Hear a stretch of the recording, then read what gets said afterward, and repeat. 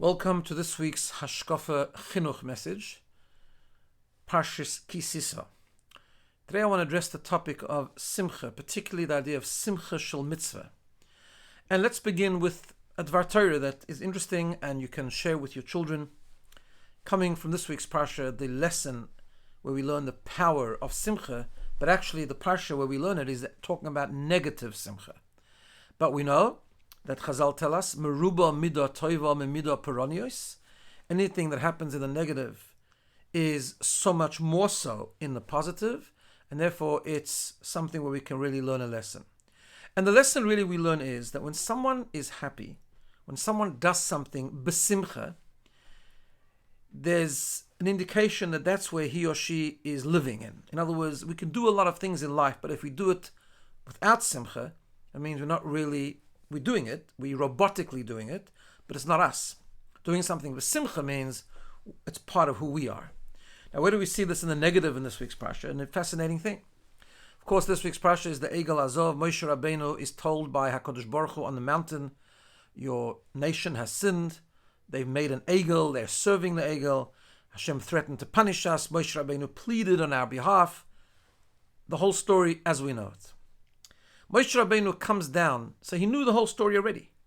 He comes down with the luchais, and the pasuk tells us the following: Vayhi kasher korav el hamachane, when Moshe Rabbeinu came close to the camp after talking to Yehoshua.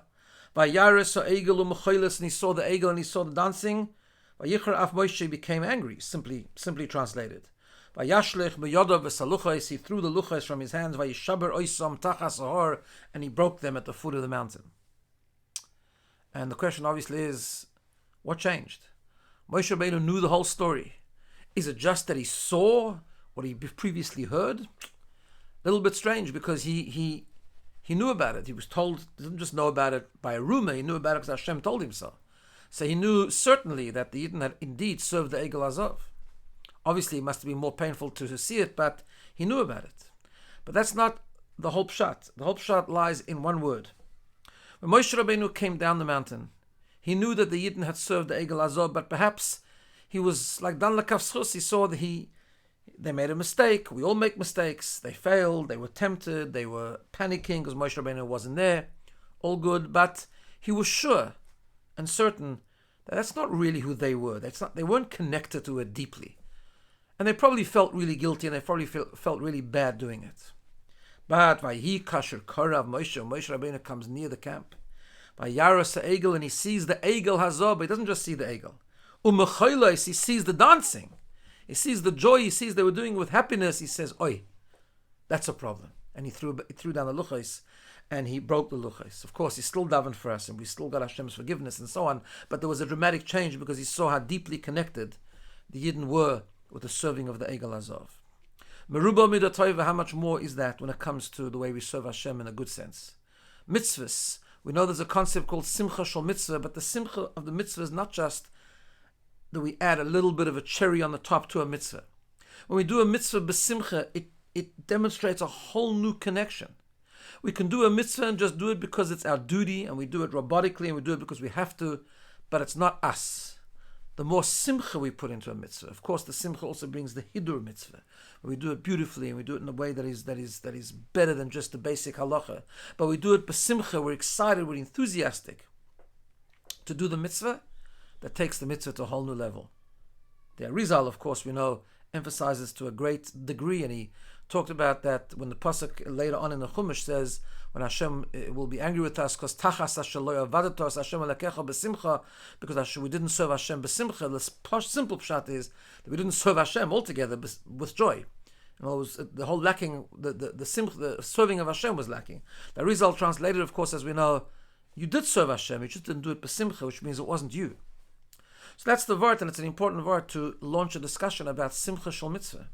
And I think part of the discussion with our own children has to be, first of all, why is there a Simcha Shel Mitzvah? Because what's the greatness of a mitzvah? Every mitzvah connects us to Hashem. Acknowledging that sometimes it's hard to do a mitzvah. But that doesn't mean when you do something that's hard that it's not done b'simcha.